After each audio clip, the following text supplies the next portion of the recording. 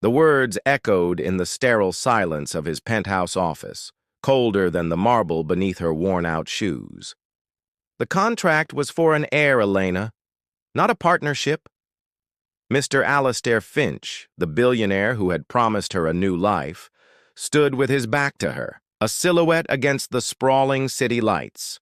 He had given her the world on paper, a permanent residence visa, but now, with his child growing inside her, he was snatching away the sky. Elena clutched the crumpled cleaning cloth in her hand, the only thing that felt real in a world of glass and steel.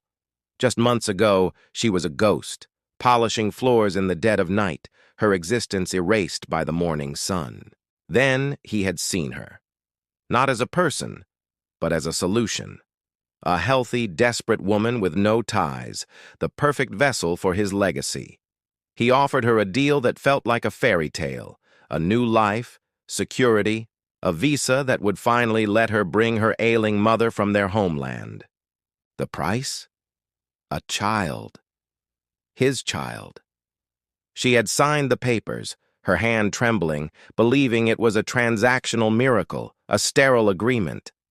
She never imagined the twist of the knife would come after she had held up her end of the bargain, after a tiny heartbeat had begun to flutter within her. Elena's life had been a series of sacrifices. She remembered the smell of rain on the dirt roads of her village, a place she had left with nothing but a photograph and a promise to her family. For years, she worked multiple jobs, sending every spare dollar home, her own dreams shrinking with each passing day. The city was a lonely giant, and she was an ant scurrying at its feet.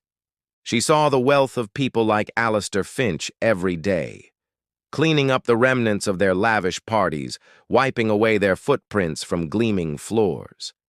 It was a world she could see and touch, but never belonged to. His offer wasn't just about money.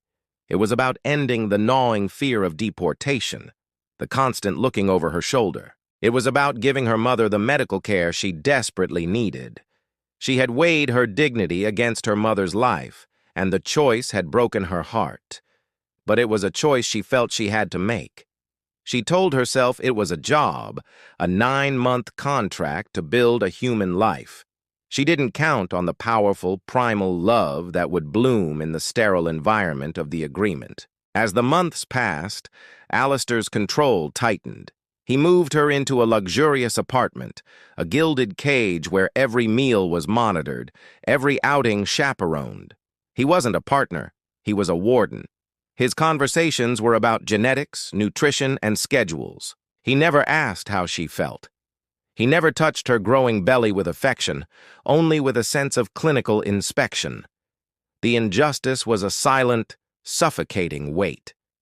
His staff moved around her with averted eyes and polite, empty smiles. They were all paid to be blind. But Elena's silence was not weakness. It was a shield. In the quiet loneliness of her gilded prison, she began to read. She consumed books on law, on parental rights, on the very system Alistair was so adept at manipulating. The permanent visa he had sponsored was her key. He saw it as a leash. She began to see it as a sword. A quiet, unassuming driver, a man who had been with Alistair for years and had seen too much, would leave a newspaper on the seat for her, folded to articles about custody battles and immigrant rights.